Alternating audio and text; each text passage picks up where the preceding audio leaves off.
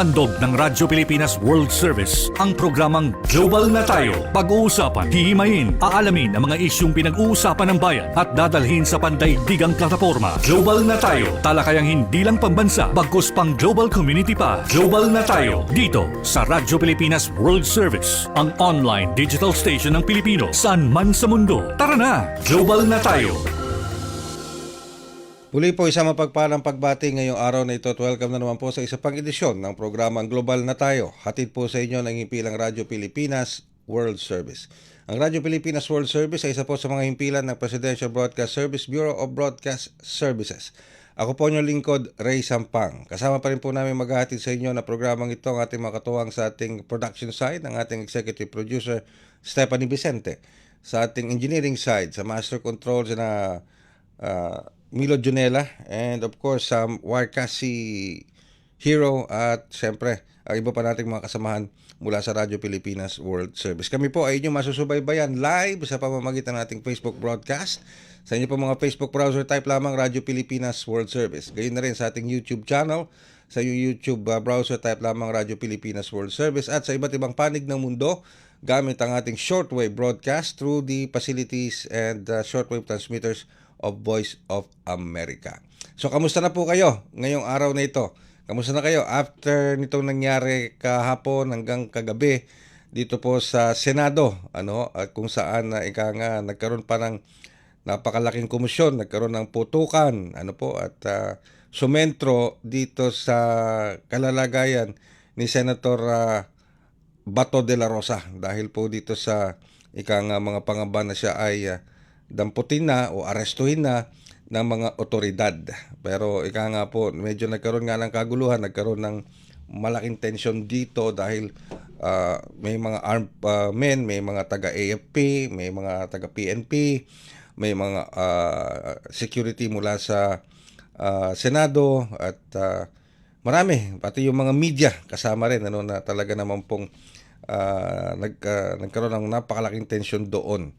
Pero as of today, medyo okay na po yung sitwasyon sa Senado, although ang Philippine National Police nilagay po sa alert status ang buong bansa matapos po ang nangyari dyan sa Senado habang patuloy ang ginagawang investigasyon at assessment dyan po sa nangyaring insidente sa Philippine Senate kahapon hanggang kagabi. It's very unfortunate and thank God wala pong seriously na nasaktan sa lahat ng mga tao na nandoon sa loob ng Senado. Pero syempre meron ding mga rally na mga nangyayari sa labas ng Senado habang nagkakaroon nga po ng tensyon sa loob. Meron po yung mga nagpoprotesta in support of the government na nanawagan para sumuko na si Senator De La Rosa. Syempre meron din naman po mga grupo na sumusuporta para kay Senator Bato De La Rosa. Pero alam nyo, sa kabila po ng mga political noise, sa kabila po ng mga nangyayari kagabi at ng mga nangyari pa leading to that event, dapat tutukan din po natin yung tunay na kalalagayan ng ating buhay sa pang-araw-araw. Okay, lalo-lalo na kung ang pinag-uusapan po natin ay yung kabuhayan at ekonomiya na ng Pilipinas. Yung kabuhayan ng bawat Pilipino, sikmura ng bawat Pilipino, kinabukasan ng ating mga anak sa likod po ng mga nangyayaring ito. Yung kinabukasan ng ating mga overseas Filipino workers na nagtatrabaho sa ibang bansa na gusto nang bumalik o gusto nang ma-repatriate at gusto nang bumalik dito sa bansa pero gusto magsimula ng panibagong buhay dito sa ating bansa sa pamamagitan ng paghahanap ng kabuhayan o ng mga skills, mag-update ng kanilang mga skills para po maging relevant sila sa job landscape dito sa Pilipinas at maging baka magamit pa nila ulit sa paglabas nila ng bansa. So yung po mga political noise, yung mga nangyayaring impeachment, yung nangyayaring kaguluhan sa Senado, nandiyan na po yan. Pero wag ho natin kalimutan yung tunay na dapat nating tutukan, kabuhayan ng bawat Pilipino, kaharapin ang mga pagsubok ng ating ekonomiya sa likod pa nangyayari sa hindi lang dito sa loob ng bansa, maging sa labas ng bansa. Ngayon, ba't ko sinabi yan? Kasi po, alam nyo, ang Department of Migrant Workers at ang TESDA, nagkaisa, nagsama sila para po sa tinatawag na OFW reintegration. At ito ay sa pamamagitan ng programang Kaalaman Scholarship Program. Kaalaman Scholarship Program. Ito po ay sa pagkikipagtulungan ng DMW at ng TESDA, Technical Education and Skills Development Authority. Ngayon, para malaman natin kung ano nga ba itong Kaalaman Scholarship Program sa panig ng DMW, makakasama po natin ang ating pong Department of Migrant Workers Assistant Secretary Francis Ron de Guzman. Asek Francis, Asek Kiko, magandang umaga po. Welcome sa Global na tayo. Good morning po, sir. Good morning po. Thank you very much po, Asek Francis, sa pagpapaunlak po ninyo sa amin. Siguro, diretso na po ako sa aking katanungan. Ano po ang pangunahing layunin ng Kaalaman Scholarship Program para sa mga nagbabalik na OFWs, Asek Francis? Opo. Actually, sir, ito po ay isang programa na pinagtutulungan po ng DMW at ng TESDA. Ito po ay bahagi ng tinatawag nating upskilling ng ating mga OFWs na bumabalik sa Pilipinas. Mm-hmm. Ito kasi, sir, ang ano naman natin, ang layo naman po natin dito, ang pag-OFW, sir, temporary lang yan. Mm-hmm. Hindi natin yan inaalok na pangmatagalan ba na long term, kumbaga na karera o empleyo. Ang ano po natin ay dapat kung sa kada uwi ng ating mga kababayang OFW, may natututunan sila, sir, na bagong skills, Mm-hmm. na certify sila so that they would be able to use this upward mobility dun sa skills nila, Mm-hmm. sa upward mobility rin sa kanilang karera o sa kanilang empleyo. Having said that, sir, the Kaalaman scholarship, sir, or at least the Kaalaman program that we have with TESDA, profiles an OFW. Ano bang gusto mong mangyari? Ano ba ang gusto mong plano? Mm-hmm. Anong gusto mong plano? So, itong recent, sir, natin, karamihan sa mga ito, sir, umuwi ng bansa. A lot of them have been repatriated since nagsimula yung Israel-Hamas conflict natin, sir, noong 2024, 2023, 2024. May mga nawalan po na displaced ng work sa Israel.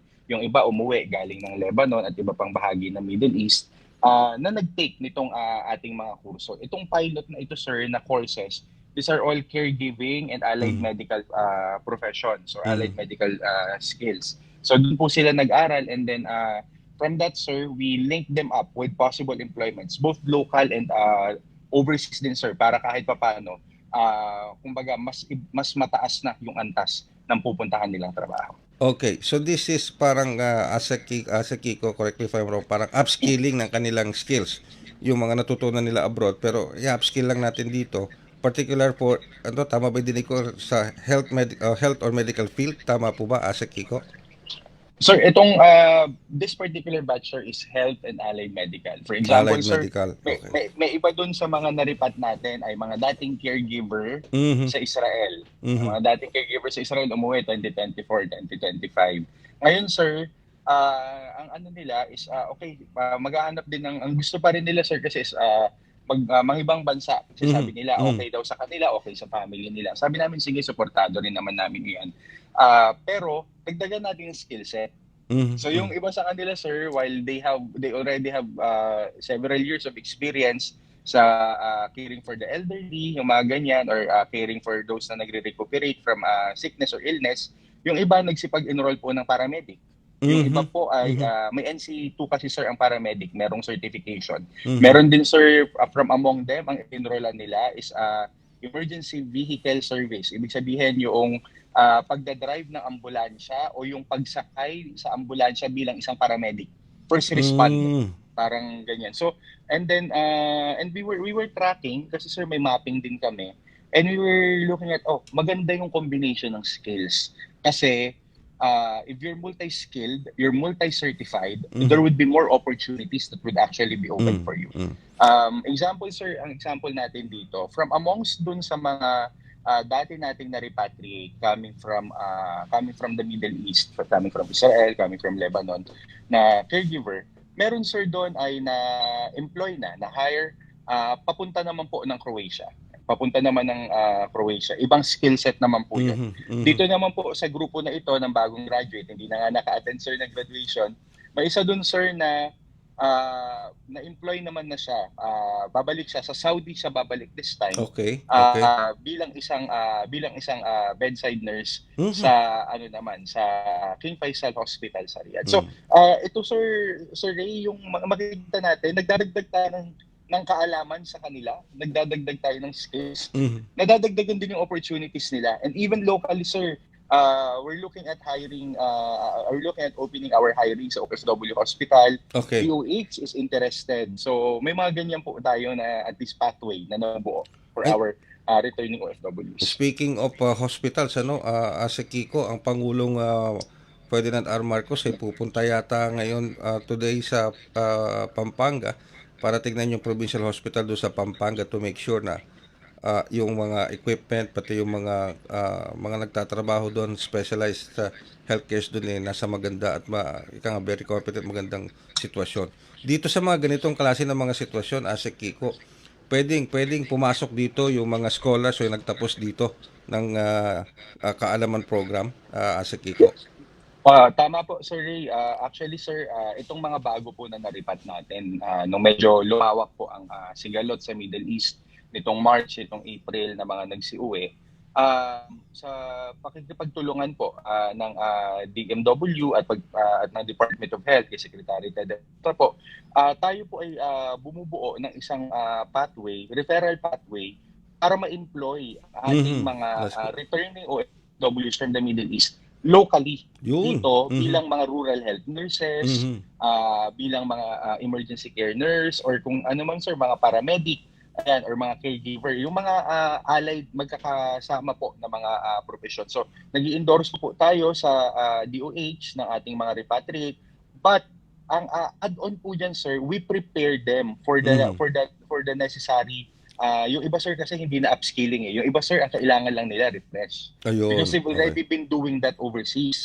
So ang gagawin sir is magre-refresher course sila with TESDA, and then kukunin lang nila yung certification. Ano ko lang din sir Ray, yung certification ko ni TESDA comes both as practical and examination type, and at the same time credentials. So meron po sa mga ito na hindi nyo na kailangang mag-lecture ng 4 na linggo yung training hours na lecture, kasi ito naman yung trabaho nyo sa ibang bansa.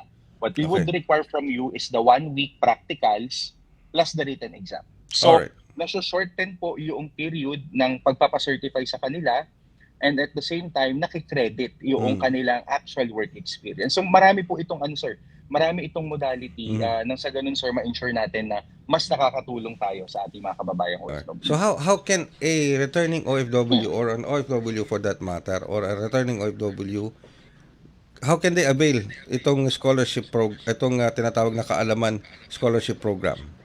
Yes sir. Sir, ang kaalaman scholarship program po ay available for full rollout na po ito sa lahat po ng DMW regional offices. So kahit po hindi kayo recent na repatriate o naging naipit sa conflict sa Middle East at napauwi, kahit po kayo ay galing sa iba't ibang mga bansa pa outside the Middle East, you're very much welcome po to approach our DMW regional offices para po matulungan kayo na ma-onboard at makapag-training po dito. And then regarding po this, ang OWA din po ay katuwang natin dito para po sa mas malawak. So makikita po ninyo sir yung network natin, yung synergy po ng DMW at ng OWA para po sa mas malawak na offering po ng scholarship program na ito. And then sir, libre po ito. Nagpapasalamat po kami kay Secretary Kiko Benitez ng TESDA dahil binuksan po ang mga slots para po sa ating mga OFW. They just need to approach our regional offices to profile. At sir, maisingit ko lang if I may plug. Go ahead. Yes sir, hindi lang po ito allied skill sets or allied professions. Actually sir, we're expanding kasi sabi ko nga po, hindi lang ito pagdadagdag kaalaman, we also have a bridging program towards employment. Yung tinatawag nating K2K, kaalaman tungo sa kabuhayan. Ayan. So yung K2K natin, ito po sir, because we've profiled na marami palang job opening din, both domestic and yung mga gustong bumalik overseas sa hospitality industry din sir, at marami din tayong mga OFW na nagtatrabaho na dyan sa ibang bansa. So meron din po kaming mga intensive na mga courses at OFW exclusive courses that would be offered with TESDA on related skills to hotel and hospitality. And then sir, yung isa po na aming pinag-uusapan ngayon ng TESDA, yung patungkol po sa artificial intelligence and sa Okay. computing skills. Mhm. Alam niyo naman sir na very very timely at napapanahon ito, and apparently it is something that could actually be done from home and from here in the Philippines. So marami pong opportunity sir, at ang kailangan lang po ng ating mga OFW ay lumapit sa DMW regional offices, sa OWA regional offices upang kayo po ay aming matulungan. Alright. So, ibig sabihin, any OFW, any returning OFW can access this kaalaman scholarship program sa mga regional offices po natin. Pero available din po ba to online sa website ng DMW, Asa Kiko? Yes, sir. So, sir, that's the other pathway, sir. We ensured, sir, because TESDA has a massive online learning system, yung kanilang online learning platform nila. Yan din po ay maa-access sa online. Particular po kaming nagpo-promote, sir, para sa online, yung language training skills. Kasi sir, alam naman natin, di ba, syempre ibang bansa, hindi naman po, bagamat magaling ang ating mga kababayan sa English, and may mga basic na rin doon sa mga foreign languages sa kanilang country of work. Mas maganda pa rin po sir na talagang mas nagiging mas nagiging conversant, mas nagiging fluent sila sa mga languages ng kanilang country of work. So ino-offer po 'yan ang both po yung synchronous, o ibig sabihin yung may online lecturer via Zoom or via Google Meet.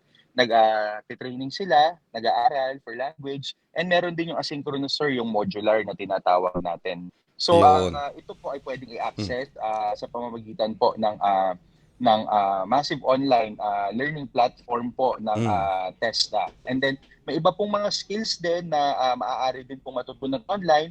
May mga may mga certificates po ito pag natatapos.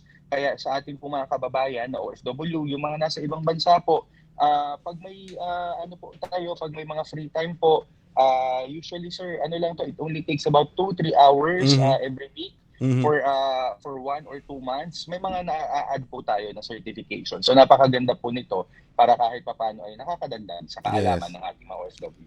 And with that, what a wonderful scholarship program para sa ating mga OFWs and mga returning OFWs. We wish you all the best on this scholarship program, Asa Kiko. Thank you very much sa oras po na pinagkaloob niyo sa amin. Thank you very much. Maraming salamat po, Sir Ray. Good morning po. Ang ating pong Assistant Secretary Francis Ron de Guzman mula po sa Department of Migrant Workers. Tuloy-tuloy pa rin po tayo dito. Magandang programa ito. Itong kaalaman na scholarship program. So yung first pa, ito yung allied health ang kanilang pinofocus ngayon. Pero sabi nga ni Asa Kiko, in coordination and in partnership with the Technical Education and Skills Development Authority, mukhang hindi lang allied health ito. It will also expand to other technical skills na pwede pong magamit ng ating mga overseas Filipino workers, maging ng ating mga returning OFWs, na gusto nang manatili o mag-stay o mag-upgrade ng kanilang skills, hindi lang para makapagsimula ng panibagong buhay dito sa Pilipinas, kundi magamit din nila sa pagbalik nila abroad. Now, speaking of partnership between the Department of Migrant Workers and the Technical Education and Skills Development Authority, kasama naman po natin ngayon sa panig ng TESDA ay ang ating TESDA Public Information Office sa panguna ni Executive Director Floramel Joy C. Songsong. Executive Director Songsong, magandang umaga po at welcome sa programang Global na Tayo. Magandang umaga po, Sir Ray Sampang, at sa ating po mga kababayan na sumusubaybay sa Global na Tayo program. Salamat po, Executive Director Songsong. Kanina lang po kausap namin si Assistant Secretary de Guzman ng DMW regarding dito sa Kaalaman Scholarship Program sa part ng DMW. But this is a partnership between DMW and TESDA. So, paano po makakatulong ang TESDA dito sa programang ito na Kaalaman Scholarship Program, Executive Director Songsong? Una po sa lahat, nais natin ipagbigay alam sa ating mga kababayan na ang mga OFWs po ay kasama sa itinuturing na special client ng TESDA. Kaya naman po, nakatutok tayo lagi doon sa mga posibleng maibigay natin na tulong sa ating mga kababayang OFWs. At dito po sa larangang ito ng pag-uugnayan at pagtutulungan ng DMW ay sa side po ng TESDA, dahil ang mandato naman talaga nito ay mag-provide ng mga trainings at skilling sa ating mga kababayan. Nais po natin na yung ating mga OFWs, lalo na yung mga naapektuhan ng hindi magandang kalagayan sa gitnang silangan, ay mabigyan po natin ng skills training, mabigyan natin sila ng pagkakataon para ma-reintegrate sila sa ating lipunan, mabigyan ng kabuhayan or pwedeng mapasimulan na mapagkakakitaan or magiging pangmatagalang kabuhayan po nila. Alright. Matuturing po bang pilot batch ito, Executive Director Songsong? Yes po, ito po ay matutuloy at nagpapatuloy dahil alam naman po natin na hindi pa naman talaga na isasagawa or nagkakaroon ng development doon sa kalagayan ng ating mga OFW sa gitnang silangan. So, ito po ay nagpapatuloy at nais rin po natin na palawakin pa. Mas marami pa yung maabot at mabigyan ng ganitong klaseng ayuda mula sa ating pamahalaan. Alright, kanina po, sabi ni Asek Kiko ng DMW, parang allied health training ang iaalok dito sa scholarship program. Pero bukod sa allied skills training, ano pa ho ba yung mga scholarship program na pwedeng pag-aralan o i-train ng TESDA sa partnership na ito with DMW? Opo. Pangunahin po, bigyan natin ng prioridad yung mga nakikita ng TESDA na mga high demand at saka yung mga future ready na mga sectors, katulad po ng caregiving, marami yung mga pangangailangan para dyan po healthcare, yung sa ICT, ganun din po yung entrepreneurship, yung katulad ng food processing, at yung iba pang mga livelihood-related na mga qualifications. Ayun, okay. So, gaano po katagal? Gaano katagal ang training? At how can your beneficiary avail of this scholarship program through TESDA? Nag-iiba-iba po yung haba o duration ng training. Depende doon sa qualifications na kanilang nais na matutunan at magkaroon ng competency. At pagdating naman po doon sa paano makaka-avail, ang kagandahan po ng TESDA kasi nakakalat siya sa buong Pilipinas. May mga opisina po tayo, may mga field offices tayo. So pwede po silang makipag-ugnayan doon sa pinakamalapit na district office kung nasa Metro Manila, o kaya naman sa mga provincial and regional offices po ng TESDA. At mabibigyan po sila ng kaukulang tulong or agapay para maiproseso at mabigyan po ng pansin yung kanilang kahilingan na mag-avail ng mga ganitong opportunity. So, ibig sabihin po, Executive Director Songsong, halimbawa kung ako isang aplikante, OFW, isa akong aplikante, at natanggap ako sa scholarship program, saang facility ako ititrain? Sa facilities ng TESDA? Opo, at meron din naman po kasi tayong mga bukod sa mga pinapatakbo or administered na mga training centers ng TESDA. Meron din po tayong ibang paraan ng pagde-deliver ng training, katulad nung tinatawag natin ng mga community-based training.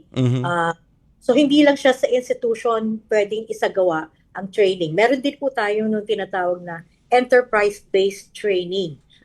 Meron tayong nakaka-partner na mga enterprises kung saan doon mismo sa enterprise isinasagawa yung pong pagte-training. Okay, sige. So, pero siyempre may mga certificates ito, no, of completion, Executive Director? Yes po, meron po. Kasi alam naman natin na sa panahon ngayon, kailangan talaga ng patunay o ebidensya na kaya mong i-perform ang isang kiniklaim mo na competency mo. At sa lahat po ng mga trainings ng TESDA, meron tayo either yung Certificate of Completion o kaya naman po yung National Certificate na makukuha kapag ka naipasa ang assessment na pinagdaanan ng isang individual. Alright, matanong ko lang, Executive Director, siyempre, bukod dito sa Kaalaman Scholarship Program, meron pang ibang mga scholarship programs ang TESDA na inaalok sa ating mga kababayan. kamusta po yung mga technical skills na yon? And how were you able to monitor and gauge yung success ng mga trainings na yon at para mai-apply naman natin dito sa Kaalaman Scholarship Program? Opo. Ang isa po sa strategiya na ginagawa ng TESDA o ginagamit ng TESDA ay yung pagpapalakas ng ating ugnayan sa mga enterprises o sa industriya.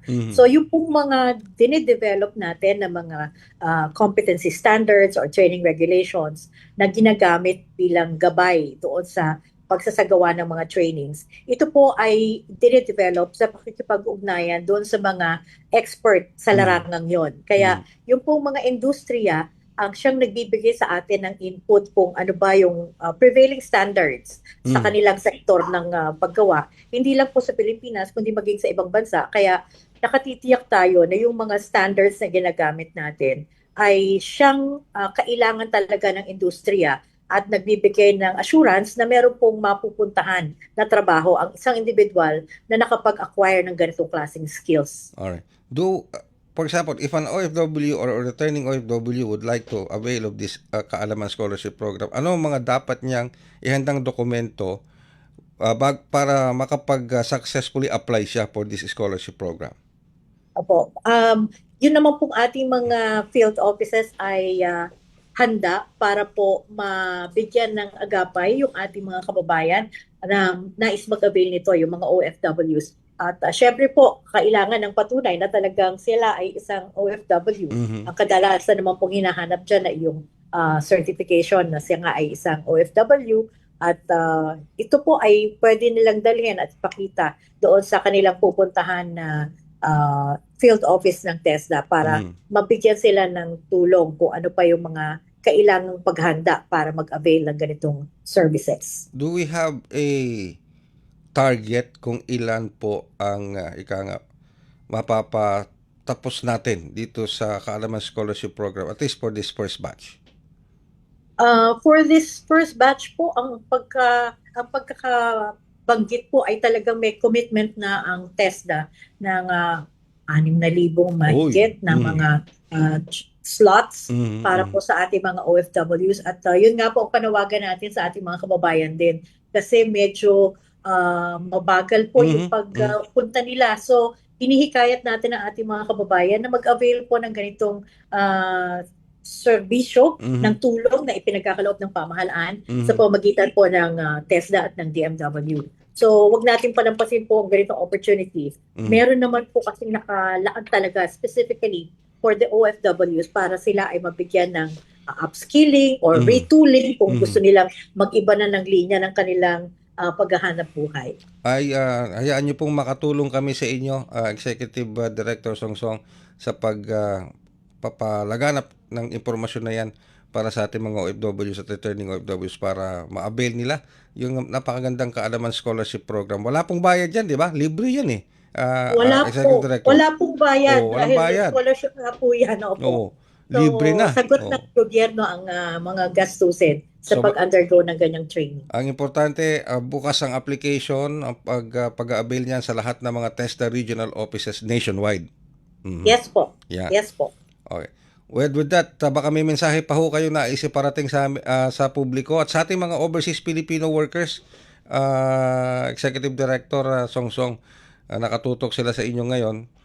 At ipaulit-ulitin po namin itong programang ito para po makatulong kami na maparami pa yung mag-avail nito. Pero mensahe po ninyo, Executive Director Songsong.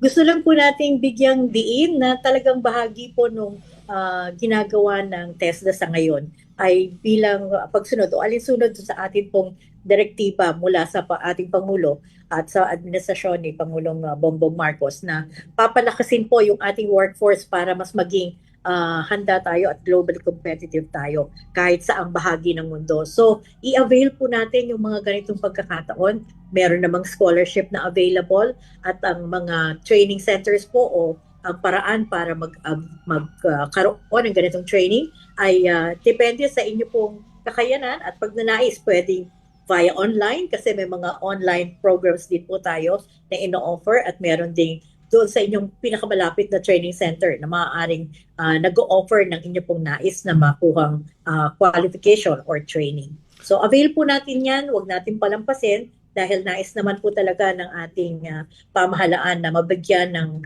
karampatang tulong ang ating pong mga kababayan para matiyak na mas magiging maganda ang ating kinabukasan at ang ating kabuhayan. With that, Executive Director Songsong, maraming salamat po sa oras sa pinagkaloob nyo. And we wish you all the best dito sa programang Kaalaman Scholarship Program with DMW. Maraming salamat po, Sir Ray, at sa ating mga kababayan. Magandang umaga po sa inyo lahat. Thank you very much. Ang ating pong Executive Director ng TESDA Public Information Office, Director Floramel Joy C. Songsong. And kasunod po yung panayam natin. Nauna lamang po si Assistant Secretary Francis Ronde Guzman ng Department of Migrant Workers patungkol dito sa napakagandang scholarship program na ito. Kaalaman Scholarship Program para sa ating mga OFWs at returning OFWs para po sa inyong reintegration kung nais nyo nang mag-stay dito sa Pilipinas at magsimula muli at maghanap ng trabaho with added upskills sa inyong kaalaman. Or kung gusto nyo man bumalik sa ibang bansa pero with new skills learned, updated skills learned na pwede pang magbigay sa inyo ng magandang pagkakataon makahanap ng mas magandang trabaho. Hindi lang dito sa loob ng bansa, maging sa labas ng bansa. Of course, magbabalik po kami makalipas ang ilang paalala. Mas pinadali na ang government transactions sa tulong ng eGovPH Super App. Pwedeng-pwede mo nang magawa ang lahat ng ito. I-download ang eGov app sa iyong smartphone o tablet mula sa App Store o Google Play Store. Pagkatapos, ilagay ang iyong mobile number at i-authenticate gamit ang one-time PIN o OTP para marehistro ang iyong account. Saka ilagay ang iyong mga pangunahing impormasyon at kumpletuhin ang facial recognition technology para sa verifikasyon ng iyong pagkakakilanlan. Para sa mas mabilis at mas maayos na serbisyong panggobyerno, gamitin na ang eGovPH Super App. Patuloy na sumusubaybay sa programang Global na Tayo dito pa rin sa himpilang Radyo Pilipinas World Service. Alright. Okay, may bagong labas na survey ang Okta Research Survey. May bago silang labas na survey, yung sa tugon ng masa, yung pagsasagawa ng tugon ng masa survey tungkol sa tinatawag na hypothetical tandems. Yan. Hypothetical tandems sa 2028. Ano bang ibig sabihin ng hypothetical tandems? Pag sinabi kasing hypothetical, parang yung nanghuhula, parang nga-assume ka, pero may karugtong kasing tandem hypothetical tandem for 2028. Ito na ba yung hypothetical tandems na pwede nating makita at pwede nating maasahan sa susunod na national election sa 2028? Alamin natin. Yan, naku, magandang usapan to. Alamin natin ang detalye ng hypothetical tandems ng survey ng Okta Research through their tugon ng masa survey. Nasa linya po natin ng ating fellow Okta Research, Professor Guido David. Prof. Guido, magandang umaga po. Welcome back sa Global na Tayo. Yes, magandang umaga, Ray, at sa mga viewers and listeners natin. At kumusta naman ang ating kalusugan? Sana we're in good health, especially after itong mga nakaraan na araw. Very exciting time. Oo nga, medyo parang kailangan ko munang uminom ng pampakalma kagabi kasi doon sa pagtutok ko kagabi dito sa Senado, medyo talagang and tinutukan din ng napakarami nating mga kababayan. And that leads us to this. Alam naman natin na malapit na ang 2028 elections, Prof. Guido, Prof. David. So can you please tell us ano ba tong in Tagalog para maintindihan ng ating mga kababayan yung hypothetical tandems for 2028. Ano bang ibig sabihin nito?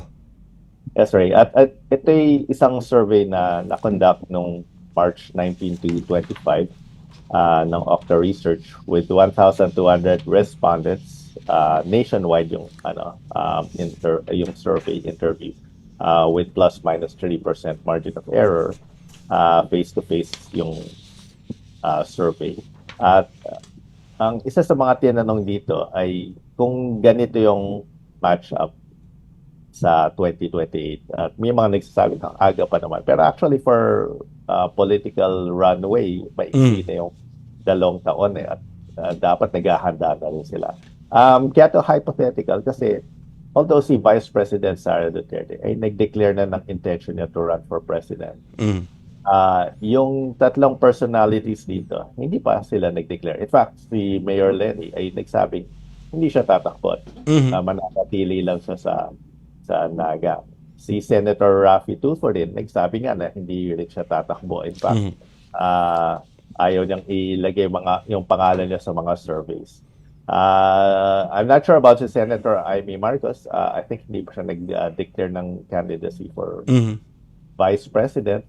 Kaya hypothetical ito. And yung tandems din, yung pairing, ay hypothetical. Hindi naman natin alam kung tutuloy talaga na magiging Vice President candidate ni VP Sara si Senator Amy. Hindi rin natin alam kung tutuloy si Mayor Lenny at magkakandidato pagkapangulo at kung kukunin niyang running mate si Senator Raffy Tulfo. Maraming pwedeng mangyari po. Maraming pwedeng mag-ibang configurations. Pero at least in this hypothetical survey, I mean, hindi yung survey hypothetical. Yung survey totoo, pero yung matchup is yung hypothetical. In this hypothetical matchup, tinanong natin kung sinong pipiliin nila for 2028 at lumabas ay lamang ng bahagya yung Robredo Tulfo tandem with 44% para sa Duterte Marcos tandem with 40% and may 16% na undecided. Alright, teka muna. So, dun sa mash-up na hypothetical, itong hypothetical tandem na to, yung sa mash-up na possible, na Lenny, Robredo, and Raffy Tulfo tandem, 44% ang approved doon. Tama po ba, Yes. Prop? Yes, sir. Okay, samantala dito sa Sara Duterte, mash-up na Sara Duterte and Amy Marcos, 40%. Tama, sir. Okay. At although mukhang medyo magkalapit ng numbers, actually, pag titingnan natin yung geographic landscape, iba sila. Sa Mindanao, solid talaga yung support for Vice President Sara with 86%. Wow. At 5% lang na nakuha ng Robredo Tulfo at 10% yung undecided. So malayo talaga. Pero sa Metro Manila at sa Balance Luzon, malaking lamang ng Robredo Tulfo versus Duterte Marcos. In fact, yung Duterte Marcos, 23% lang nakuha nila sa Metro Manila at sa Balance Luzon. How about sa Visayas? Sa Visayas? Sa Visayas, magkalapit 48 yung Robredo Tulfo and 40 yung Duterte Marcos. Pero just to clarify sa mga nakikinig sa atin, this is a hypothetical tandem. Mashup lang ito. Hindi ito talaga yung confirmed na tandem. Baka mag-iisip yung mga ba ito na basil. Ito na nga kaya. Hindi po, no? Hindi ito yung ano lang to. Parang, ano ba kasi sa Tagalog yung hypothetical, Prof. Guido? Parang hindi yung halimbawa, pero parang kunyari, parang ganun. Kunyari. Kunyari lang. Ganito. Kunyari lang. At bakit ginagawa to kung kunyari lang naman? Kasi ang storyline dito is over the past noong 2024, 2025. Actually since 2022. Nagsa-survey at hindi lang naman off the research nagsa-survey ng mga presidential boss. Ay laging lamang si Vice President Sara Duterte. Ever since nung sa kanyang medyo sabi natin overwhelming win niya noong 2022 for bilang Vice President. So parang wala masyadong challenger nung panahon na yun. Wala na challenge sa kanya. And in fact, nagiging political leverage din niya ng Vice President ito because yung mga ibang senators ay kumakapit. May mga kapit talaga sa kanya pero may mga iba na kumakapit dahil baka manalo daw siya. And she still has she's still I would consider her to be still, among the favorites to win. Maybe the favorite. Pero, ito, for the first time, may nakita tayong matchup na pwedeng makatalo, at least sa ngayon. Sa snapshot. And again, hindi naman to election results. Ano lang to? survey lang. Tinanong lang natin as of Pero now. merong isang kongresista na nagsabi ha, yung kongresista na yun, nagsisimula yung last name niya sa letter A, ang sabi nag-erode na raw yung this is a sign na nag-erode na raw yung suporta sa Vice Presidente. Can we say that? Can we actually say that? Very possible kasi 23% na lang sa Metro Manila at sa balance doon, Luzon. Mababa na yun. Kahit na mataas pa siya sa Mindanao. And sa Mindanao, sabi natin, very solid siya doon. Yes. And sa Visayas, solid siya sa Central Visayas mainly. And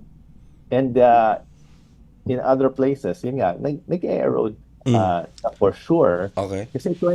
Kasi majority ng voters ay nasa Metro Manila at Balance Luzon. 58% ng voters doon manggagaling. But So 23% lang makukuha mo doon. But medyo, Prof. David, what will this impeachment trial kung sakali magsimula na sa Senado, nakikita rin po ba ninyo na it will add to the erosion o gagawa ulit kayo ng survey in relation to the impeachment trial kung ano man ang maging epekto nito sa strength pa rin ng Vice President pagdating sa getting votes for elections? Yes, and Ray, this is very dynamic. So talagang imamonitor namin yung numbers over the next months, over the next years.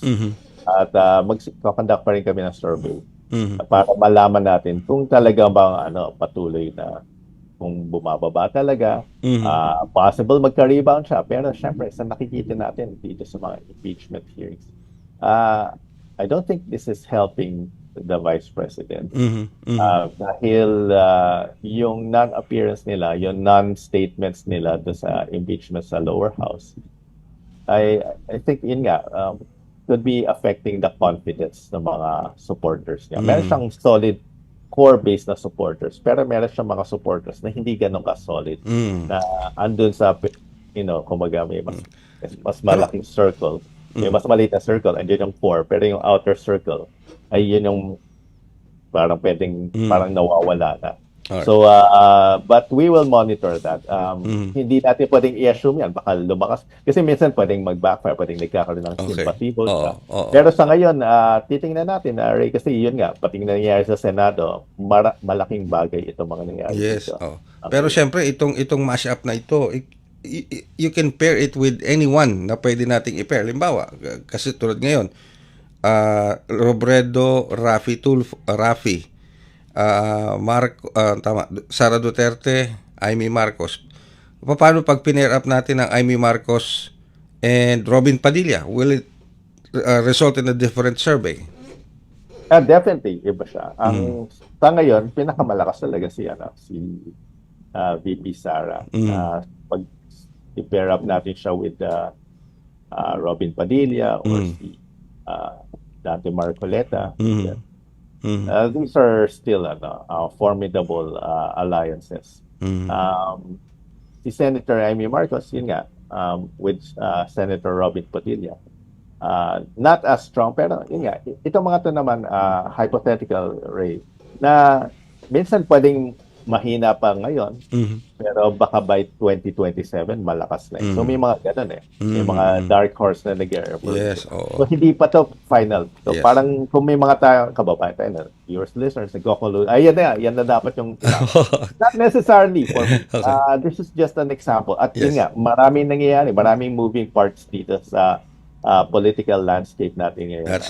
That's true. And yun nga, by 2027, hindi to predictive at all. By 2027, it could be a different matchup. It could be a different tandem.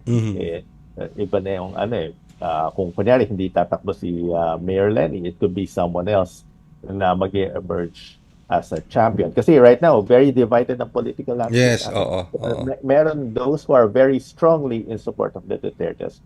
And then meron who are strongly against the Dutertes naman. So magkaibang parang very extremes. And meron in the middle, marami dyan, mga kababayan natin, somewhere in the middle na, pwede sila mag-swing one way or the other. Depende sa mga nangyayari, depende sa mga perceptions na nagbabago. Depende sa mga nakikita nila, napapanood nila, nakikita nila mga ebidensya. Yung iba dito, mga supporters ng Vice President Sara Duterte, pero pwede sila mag-change. Pwede Okay. sila flip. Alright, with that, Prof.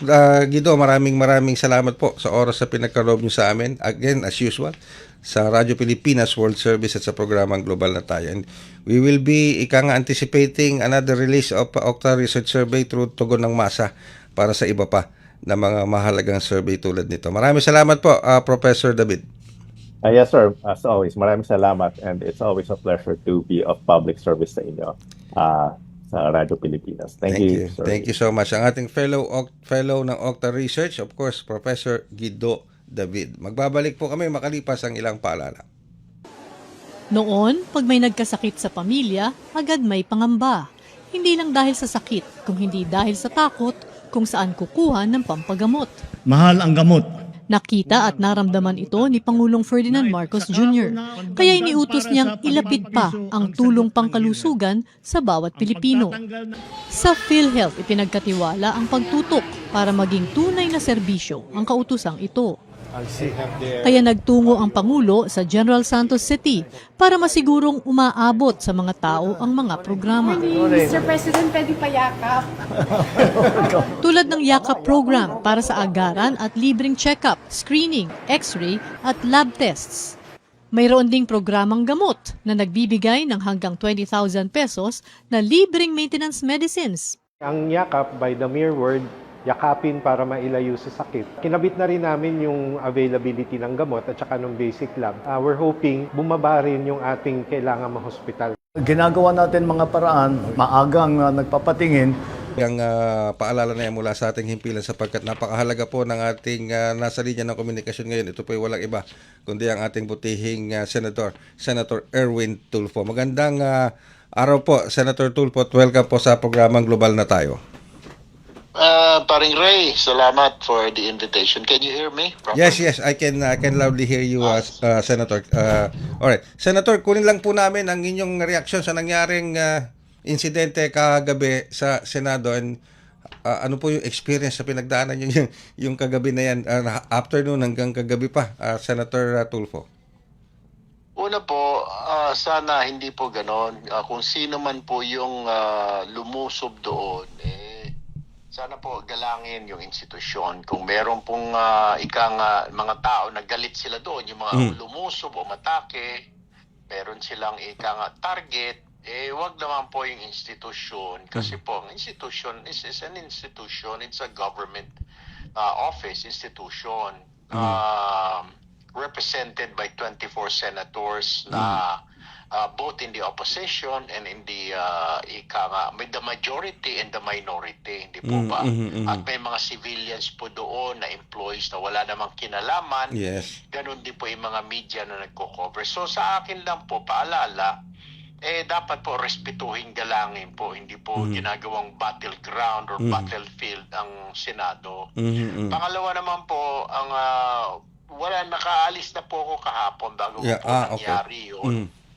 Kasi nga po, ano pa akong gagawin namin, kami sa minority, nandoon po yung majority, sila Senator Alan Cayetano, SP Cayetano, at ang mga majority. Kasi po, sa pagkaintindi ko po, nagkaroon po sila ng caucus na para po dun sa distribution ng mga chairman, kung sino ang chairman ng ganito, sino ang chairman ng committee ng ganon. Kaya po nandoon sila. At base na rin po sa mga pahayag po ng mga kasamahan namin sa majority, na nandoon din sila para pag-usapan po yung impeachment trial dahil dumating din po kagabi yung articles of impeachment. Voluminous documents po about the impeachment. So, nandoon po sila. Kami naman po, hindi naman po kami invited sa meeting ng earlier the day, ang sabi po, it's a caucus daw po of all members. Pag sinabi pong all members, majority at minority. Pero nabago po yung bandang hapon. So nagsiuwian na po kami. Ako po umalis po ako alas 6 po ng gabi. May dinner po ako. So wala na po kami doon. Ayun. Okay, so speaking of this impeachment, Senator Tulfo, na-receive na po ng House of Representatives yung articles of impeachment sa Senado. So what do you expect now mula sa Senate President Alan Peter Cayetano and the majority, and let's say for the whole Senate, tungkol po dito sa articles of impeachment na ito? Well, sa pronouncement po kahapon sa floor, nung may session pa lang, nangako naman po si Senator Senate President Alan Cayetano na kaagad i-convene po ang Senado bilang impeachment court. Meron din po ako nakita ng mga statements po ni Senadora Amy Marcos saying na yun nga, pinag-uusapan po nila kaya po na sila nandoon ay regarding po sa pag-convene ng Senate as an impeachment court. Mm-hmm. Okay. So, I expect, Sir Ray, na magko-convene kami siguro very soon. Siguro, like around Monday po siguro. Yan, okay. Well, with that, Senator Tulfo, alam ko pong medyo marami po kayong mga aktibidad at meetings today. So, we are very, very, very thankful sa oras po na pinagkaloob nyo sa amin on a very short notice. Thank you very much po. Thank you very much. Ang ating pong butihing Senator Erwin Tulfo dito po sa ating programang Global na Tayo. At sa pamamagitan po ng panayam na yan with Senator Erwin Tulfo, tayo po ay magpipinid na ng isa pang edisyon ng programang Global na Tayo. Sa ngalan po ng ating mga nakaagapay sa pagsasayang papawid ng programang ito, sa Master Control, si Milo Junela, sa Warka, si Hero, and of course ang ating executive producer, si Stephanie Vicente, kasama ang ating producer, si Miss Drizzle Nanyong. And of course, Voice of America, yung mga katuwang natin sa Voice of America through their facilities ng shortwave transmitters natin. Paalala lamang po, please napapanood din kami at napapakinggan live sa pamamagitan nating Facebook broadcast. So please like and follow our Facebook page, Radio Pilipinas World Service. And of course, subscribe to our YouTube channel, Radio Pilipinas World Service. Muli po, ako po yung lingkod, Ray Sampang.